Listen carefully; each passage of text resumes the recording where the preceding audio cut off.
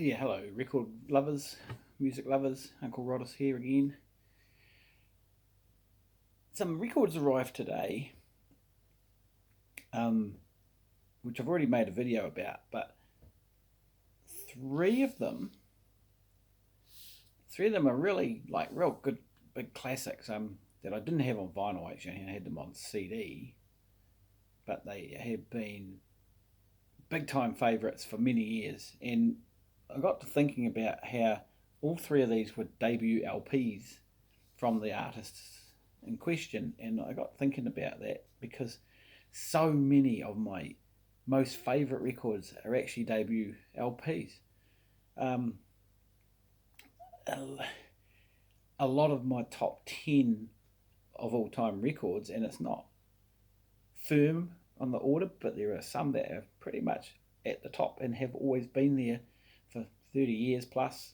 Um, and some that hover at a lower level, which I wouldn't be able to probably put in order, but they are in the around that ring, and then maybe just outside the top 10. I don't know, but a large percentage of those records are actually debut records from the artists.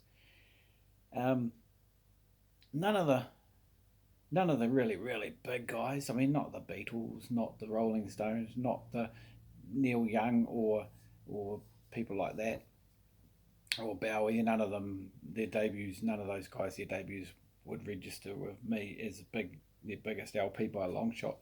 Um, and a few other bands I've got my favourite albums more in their mid career. But anyway, but a lot of these I've got quite a pile here actually of LPs that for me are the best that that artist ever did. That to my knowledge, I haven't heard everything that some of these artists have done, or I've heard quite a percentage, but not everything. Um, and yeah, these are my favourite records from these artists. And one of the ones that arrived today was this one, X, their first LP from 1980, with the most fantastic song, Johnny Hit and Run, Pauline. Uh, and of course, the title track, Los Angeles, which is the one I'd known for many, many years off compilations and off maybe student radio and things like that from back in the day. Um, yeah, so this was their debut. This is a reissue, music on vinyl from just a couple of years ago. So I've had this. I've actually got a box set of their CDs of the first five albums. So I've actually managed to pick up another couple on vinyl recently, reissues. But I haven't got Wild Gift, which is also a pretty good album. So I think their first two are their best two, but this one here is outstanding. And I know that they reformed, and I haven't heard any of that. No, I've heard one of their records, but yeah, um, one another one that arrived today, a reissue, which I've sort of been keeping an eye out for because a lot of her material has been reissued recently, and that's a debut from PJ Harvey, her Dry LP. Now I was onto this way back when it came out in '92, and I've had it on CD ever since then. Still have the original CD. Never had it on vinyl actually because the vinyl was on its way out. Um, a lot of bands they were still releasing on vinyl, but CDs were taking over it. And this one here is absolute stunner. And I have just remembered there is one album that I forgot that I wanted to show on this list, and so I shall quickly run away and grab it. And back in a second.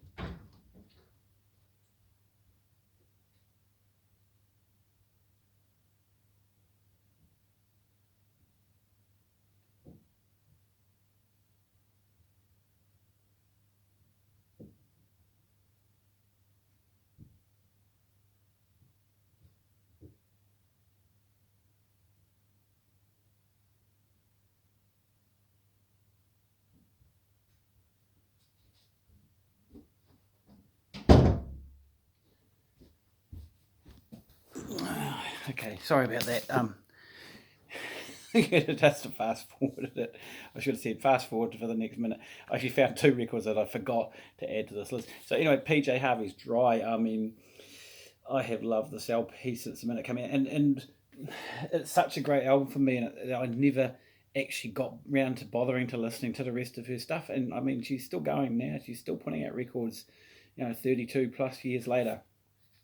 Still highly regarded. I have picked up some reissues of her other stuff like recently, so I'm slowly getting into it. But this album is so strong for me, and it's such a great album that it kind of detracts from the rest of her stuff. And it's got, yeah, this will always probably be one of my favourites. And the other one that arrived today, again, one that I've had on CD, and I used to have it on vinyl way back in the day, is the first LP from The Cult after they changed their name from Southern Death Cult, which I did have a copy of that LP when it came out. I can't really remember the songs off it, although if I heard it, I'd probably remember them. So their first album, Dreamtime. Spirit Walker is one of the names of the song. Horse Nation, Spirit Walker, that's the first track. Brilliant album, yeah, really good. I think this is still my favourite of theirs. I mean, The Cult, Electric, and there's another one, Ceremony. I don't know, a couple of their albums. I used to have them back in the day. They were pretty cool. But yeah, this is a really stunning debut LP. So that was their first one. One that I had to quickly go and grab out of the record room was this one, another one from the 90s. This along with PJ are my two top favourite LPs of the 90s. Absolutely stunning record. They didn't put out much else, did they? Really, they got a couple. They put it out a live one, and then another, and then third came out, I think, which I do have on CD, but maybe not vinyl. I didn't see it there when I was grabbing it. This is a recent reissue of this one as well, but still stands up massively well after all these years. It's absolute great, and of course their first LP debut. So those Harvey and Portishead are two that really stick out as debuts for me. They are probably in my top 10. And then while I was just grabbing the Portishead, I came across this one. I thought, God damn, this is for me, this is the best album of these guys. I just picked up another one of their I think there's a second one after this LP, which doesn't register to me anywhere near as much as what this one does. I mean, this is just a stunning LP. This is not one that I was as familiar with as, say, something like the Portishead one. It's one I did have quite a few years ago and picked it up again, but it wasn't one I've played, not a lot back in the day, perhaps. I don't know why. But yeah, there's some great stuff on here. Not Alignment Pack, of course, is brilliant, and the title track. And I mean, this early band, I haven't explored a lot of their other music, but their earlier stuff for me is absolutely stunning stuff. I'm only going to manage to slip one New Zealand one in here because I can't actually think of any other debuts that I have on vinyl that really stick out for me. I mean, there's some great ones. There's lots of really great LPs, but I mean, and a lot of them will be debuts. But this is probably one of this is by far my favourite New Zealand LP. The Gordons. This is their first LP, and at the time, it was their only LP until this was from 1980. I actually got onto this after they reformed it and put out their second LP in 1984. And then I backtracked and managed to pick up a copy of this at the time because they were still around, but they are quite rare now. They wouldn't have sold it in huge numbers. Very harsh music, very post-punky, kind of Killing Joke, sort of is the nearest thing I could anywhere get to comparing them. But this would be on top of many New Zealand collectors' LP lists. One that does stick out for me, I don't know if it's their debut. It kind of is their debut album, which is because they put out two sort of EPs before that, and that was a band from New Zealand, a couple of brothers called A Dead Forest Index, and their LP called, which I can't remember the name of it now. It's got quite an interesting name, A Dead Forest Index. Something about falling. Now, God, that was coming out last decade. It was absolute stunner of a record. I do have it on vinyl, but I wasn't too sure if it was a debut or not. But I think it might be. Another one from the 80s, this one here, I mean, again, another band, this is Masters of Reality, who did put out some more stuff, of which I've never heard any of their stuff, but this one here, I bought it when it came out back in the 80s, and I picked this copy up in Wellington just a few years ago, a replacement copy. I do have a CD reissue of it. I mean, this is like the Cult meets Led Zeppelin. It's absolute. I love this LP. This would probably scrape into my top 10 as well. Again, debut LP, and then they went on. I don't know how many LPs they put out, but they have a few. Of course, you know, there's some real absolute greats in there. Of course, the Velvet Underground and Andy Warhol, Naoko, with produced by Andy Warhol. Well, you know, this is a reissue from just a few years ago. I picked it up at the warehouse, but yeah, this is a pretty out there, you know, awesome record, and it has my all-time favorite, greatest song ever written in Venus and Furs, which is just absolutely incredible song. So yeah, that's a pretty cool one. And then this one here, of course, is kind of like the only one the band put out, as far as an original LP is concerned. But you all know that. But yeah, what a hell of a debut! I just saw them live recently. They did this tour. They've been doing a bit of a world tour, reunion tour, but without Johnny Rotten, which I don't know if that's good or bad, but the guy that took his place, a young fella, Frank Carter, I think his name was. He was really good. The concert was fantastic. Everybody was singing along to every song off this LP. They played it pretty much in its entirety, and then a few others as well. This is just a reasonably recent reissue. I long ago sold my. Well, I don't know how original my copy was because I bought it several years after the fact, but. This is a band that I absolutely loved to bits at the time, and they became mega big, and I picked up on them of their second LP, which most people did, although I was aware of their first LP, and this is it here. Another recent reissue. This is their best LP. I mean, I love this band, and when Kurt Cobain passed, I was absolutely devastated. I mean, we were the same age. He's probably only a couple of months older than what I was at the time when he went. And you know, he'd put out 4 fucking fantastic albums with this band. Three albums and a compilation. Yeah, I mean, I was just gutted, but over the years, as much as I love the other 2 albums and the compilation, which is fantastic, this is the album that really makes it. I love this LP, 2 bits, and that's why I have a copy of it. A really recent one, fantastic debut, and it's hard to see the cover on this one. I'm not sure whether I would say this is better than their second one. They only put out 2 LPs, and then it sounds like they've disbanded, and Bethany Howard's gone on to a solo career. But Alabama Shakes, Boys and Girls, when this came out, this knocked me flat. It was fucking awesome. The second one's pretty good. This is a recent reissue with a live, side 3 and 4 live. They're the same place, looks like it. Interesting enough, the live's very well recorded. Almost sound like studio recordings. But yeah, that is an absolute stunning LP.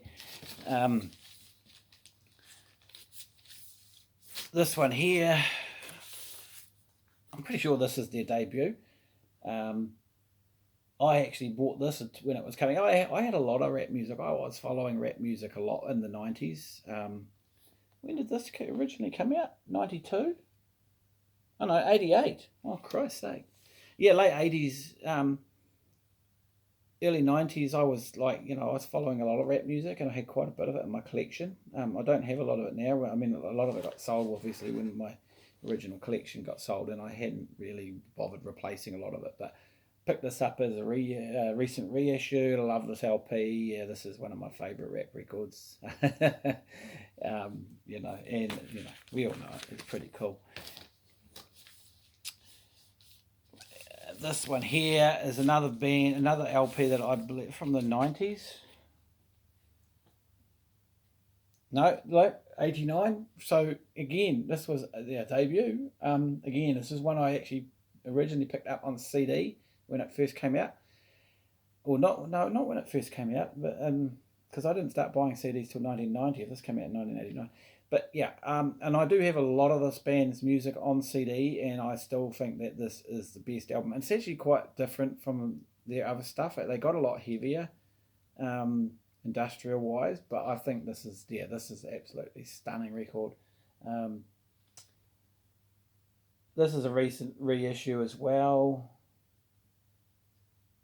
Yeah, no, that's what I do. I still love this album a lot. Now, the next ones we are getting to are basically my top three albums of all time, my all-time top three favorite records. Now, the first one I'm going to show you is um, it's kind of a debut, but it was never released. Now, the cover might look slightly familiar to you, but it's a different variation of the actual cover of the real debut that they came out with um, a year or so later. This is Warsaw. This is a record that they recorded while they were called Warsaw, and then they changed their name to Joy Division. Apparently, they weren't happy with this record for some reason, and I don't know what the situation was. Whether this is the recording of the album that was they didn't like, or this is a more, I don't know what you call it, demo type version. This is a very raw, very raw punk LP. A lot of the tracks on it were all reissued in on the Ideal for Living EP and their first LP. I mean, All of This for You, Transmission, Leaders of Men, Living in the Ice Age, They Walked a Line, Into Zone, Failures, Novelty, No Love Lost, Shadow Play. All of those songs you will be familiar with if you know Joy Division's music, but not perhaps in the versions on these. So a little bit less of the electronic sound, of the more gothic type sound that they moved into. This is pure punk energy, and it's fucking fantastic. It is raw. It is fantastic. It has passion. It is just blows me away. I had a cassette of this that I got from a mate at school who was a huge Joy Division fan at school. And he had all these lots of bootlegs. There were lots and lots of Joy Division bootlegs around in the shops back in the day, and he had a copy of that which he put onto cassette for me, and that I played that for many years. It used to be a real big travelling companion when I was on long trips, and the tape version was very raw, and this sounds like it. It was reissued on CD, but they really made a mess of it. So that's my number three, all-time number three LP. And then number two is this fantastic record, and this is one of the earliest albums that I had in my collection. Um, this isn't their same one, but this is an original New Zealand release, and the guy's written his name on the back of it, and it's dated the 9th of the 7th, 79, and it's a New Zealand release, so I believe. Yeah, it's a New Zealand version. So I bought a copy of this off my best mate at the time when we were about 15. So I'd been collecting records for about a year or so up to that stage. So I probably only had half a dozen in my collection, maybe less. I don't know. Um, and I absolutely thrashed this record. Absolutely thrashed it, and I think I just about wore it out by the time I got rid of it back in the 90s. But I do have it on CD, and I picked this up at a sale, at a record sale, and it's a very good condition. And this is just wall to wall total brilliance. It's just so good. Uh, Funny thing is this LP never turned up in the 500 LPs of the 70s. The second LP did, and so a few people have said that they prefer this to their to that one. But I don't know, not for me. I do have the second one, which I finally picked up, and to be honest, for 30 plus years, I never heard it, and it is pretty cool. But anyway, and finally, the number one album of all time, the number one debut of all time, Frank Zappa and the Mothers of Invention. This is a kind of a reissue. It was the first time that this came out in New Zealand, and it's the same things happening to it as what happened to my original copy that I had back in the 90s or late 80s, as it's falling to pieces. But this came out in New Zealand in 1972. This is the original New Zealand pressing from 1972. But of course, the album itself came out in 1966, which was just a few months before I was born. And yeah, that is like my all-time favourite LP, and it has always been there ever since the moment I bought it, pretty much. And I absolutely love it. I've only just picked this copy up not that long ago, last year. I've been looking for a repress of the new Zappa Records reissues, but it turns out that when that was reissued in 2015, they didn't remaster it from original analog tapes. They remastered it from, I think, the 93 digital remasters that Zappa was doing just when he passed away or whatever. The ones that were issued by Ryko discs, which I have on CD. I have pretty much all of his stuff on CD that came out, that was reissued in the 90s after I got rid of my original Zappa collection. Because some of the Zappa reissues on Zappa Records that have been coming out over the last few years, the series, the remasters have been fantastic. They've been done by Bernie Grundman, I believe, and they have been remastered for vinyl from the original audio. And the one the ones that I picked up, Waka, Jawaka, Grand Wazoo, Hot Rats, they all sound absolutely stunning reissues. Anyway, so yeah, number one, number two, and number three of my all-time favourite records, and they have been in that position for many years, and nothing has moved them. Some notable albums, debut albums that I don't have on vinyl. Things like the Violent Femmes first LP, which is utterly fantastic. That again would be pretty close to being in my top 10. That was a huge album when we were kids. The B-52's first LP, of course, is another one. And Metallica's first LP, Killamore, that's my favourite Metallica album by a long way. I didn't really follow them. I